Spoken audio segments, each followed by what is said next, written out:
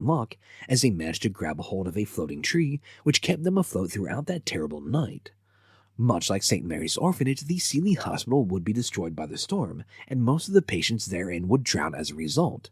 Similarly, the Ball High School and the Rosenberg School building would also be destroyed by the storm, claiming the lives of many with sought shelter therein. Other places like the Tremont Hotel, for example, would fare better. The Tremont, you see, was the highest point in the city, so it became a popular spot for those seeking refuge from the rising tide. By 4 p.m., for example, the lobby was already packed with close to 700 individuals, with more still arriving. Then, by the time the water got high enough that it began creeping into even this structure, 1,000 people were sheltering inside, and they were then forced to move out of the lobby, making their way to the mezzanine upstairs. By 6 p.m., even here at the highest point on the island, there was reportedly 3 feet of water in the lobby, and by 9:30 it had topped the welcome desk. Yet that's not to say that those who sheltered in the Tremont got to weather the storm in relative comfort, confident in their safety, as this account from traveling salesman Charles W. Law would illustrate. According to Charles, quote, "As the roof of our hotel was blown off and the bricks and stones were being blown off the building like there were little feathers, the hotel was in total darkness, and there were several thousand people in the hotel that came in off the streets for protection. These several thousand people then, quote, all huddled up in the hallways as we could not go into the rooms as the windows were blown through." Elsewhere on the island, various school buildings, the city's courthouse, and the Union Passenger Station all served as shelters for scores of Galveston's residents. Yet while a number of those who sheltered in the Union Station that night waited for death after the wind ripped the building's iron roof off, others in that same building actually fell asleep from sheer exhaustion. Elsewhere in the city, Arnold Wolfram, like the 3 survivors from the orphanage, would also be saved by a tree. Now, Albert was one of those men who had left his family behind in their home that Saturday morning as he went into work. He, like many others, even returned home for lunch just to leave again. It wasn't long after the second departure, though, that the worsening conditions showed Arnold the error of his ways, and so he abandoned his store and attempted to return home. By this time, though, the winds had reached dangerous speeds capable of propelling slate tiles and broken glass through the air. On this dangerous journey home, then, in the midst of this flying debris and rising waters, Arnold spotted a 10-year-old Western Union messenger boy who had been swept up by the current and was being drawn toward a sewer drain. Seeing the danger, Arnold reached out and grabbed a hold of the boy, pulling him to the relative safety of the sidewalk. Upon recognizing the messenger as a boy who lived near his home, Arnold promised to bring him home. As the pair shielded their heads with their shoes, they pressed on. But after crossing several streets that had been turned into rivers, they tried crossing one whose current literally swept them off their feet. The street-turned raging river then swept both the grown man and the 10-year-old boy away, threatening to drown them until they happened to crash into a tree. The pair then managed to climb up the tree's branches until they reached the surface, where they stayed throughout the night even as the wind continued to whip any number of dangerous objects about. Meanwhile, the water continued to carry various pieces of wreckage and houses past them, some of which even had people clutching onto them. One such piece of wreckage held a woman who cried out desperately for help. But as Arnold reached out to try and grab her hand, the tree branches that had caught her piece of flotsam snapped, and she was then swept away, leaving Arnold with the haunting image of her terrified visage. Arnold and the boy, though, would make it through the night, and the following day he was able to leave the 10-year-old in the care of some of his friends as he went looking for his own wife and children. Arnold, though, was one of the lucky ones, as his whole family had survived the storm. In fact, shortly after Arnold began his search, he encountered another friend of his who, as it turned out, had been dispatched by Arnold's wife to look for him. The rising water, you see, had finally subsided at 1:45 on the morning of Sunday the 9th of September. Then, just 20 minutes after the waters crested, they had already gone down by 2 feet, a sight which Daisy Thorne had a chance to behold as one of the men who had sheltered in her Lucas Terrace apartment lifted her up to peer over her shattered walls, saying he wanted her to be the first person to see the seemingly miraculous sight, as she was the bravest person he had ever met. The sight of the waters finally beginning to recede was a welcome relief to Daisy and the 22 people with her, as in the dark night of the 8th, it likely seemed as if the waters would never stop rising. Things had gotten so bad as the rest of the structure was collapsing around them, they had all crowded into Daisy's bedroom as it was on the side of the building away from the Gulf. Yet, while this had protected them somewhat, they still had been at the mercy of the waves, as the various men who had sheltered with Daisy and the others took turns bracing the door of the room against the waves that crashed over and over against their meager shelter, which, if it were to fall, they would go with it, as there was no place left to escape to. As when all was said and done, out of the 64 rooms that had made up the Lucas Terrace, there was only one left standing, Daisy Thorne's bedroom. In fact, only one other person in the entire building outside the 22 individuals who had sheltered in Daisy's room actually survived the night. Elsewhere in the city, Louise Hopkins, the little girl who had just made it through her first week of school and had spent the morning of the 8th playing outside, had then spent the day of the storm inside with her mother and her sister Lois.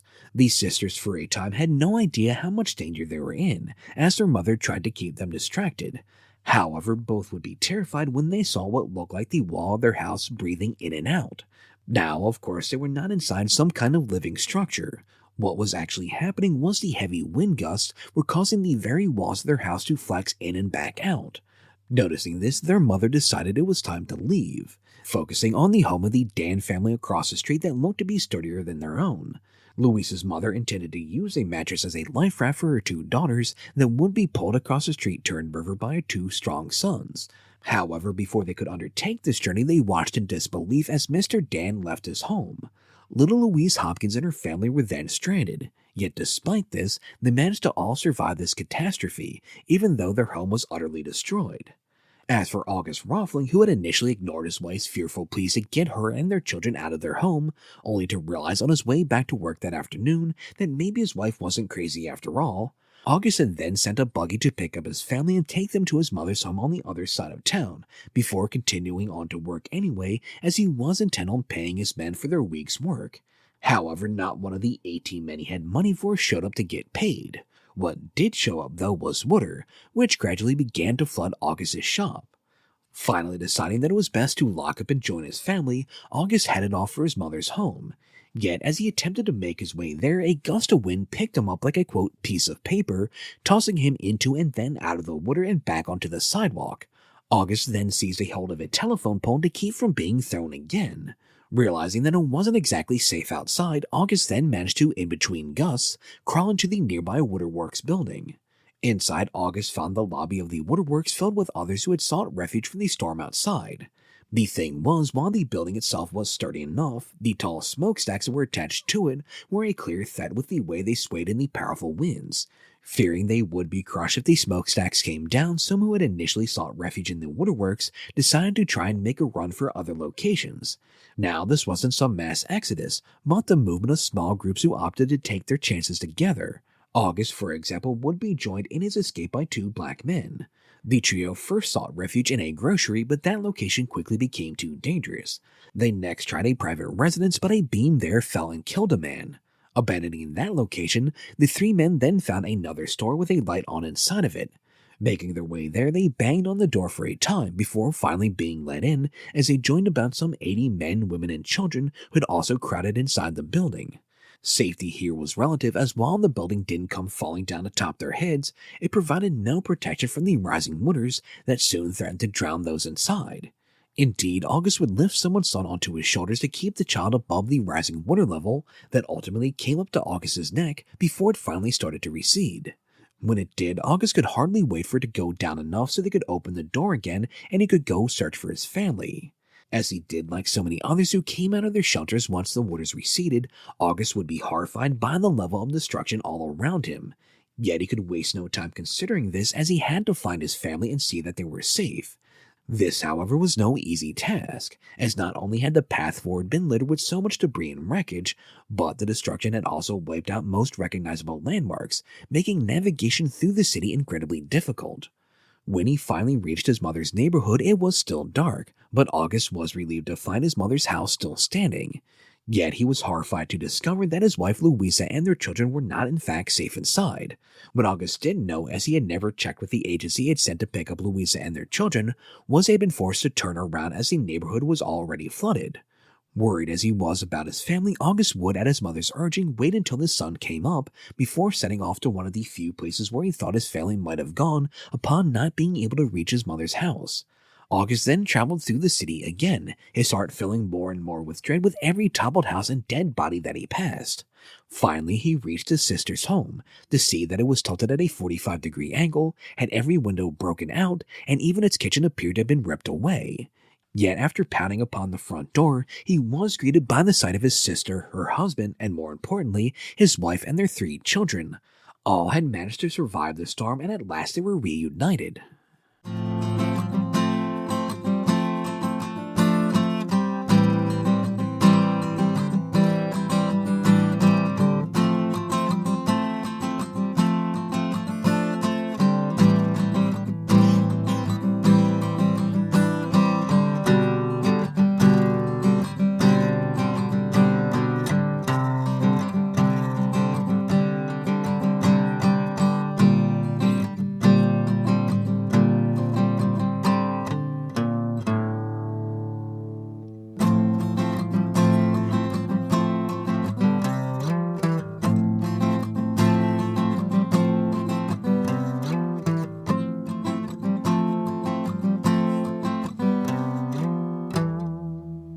In stark contrast to Saturday, the 8th of September, when the following day dawned, the weather was clear and sunny.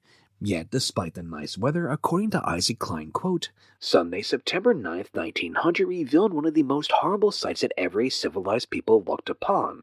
About 3,000 homes, nearly half the residence portion of Galveston, had been completely swept out of existence. The true scope of the destruction, though, was impossible to know, as none could guess how many had died.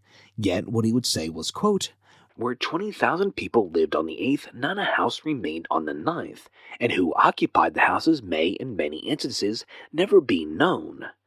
The steamship the Pensacola beheld this scene as well. After being caught unaware at sea by the powerful hurricane, the ship and its crew then limped back to Galveston once it had passed.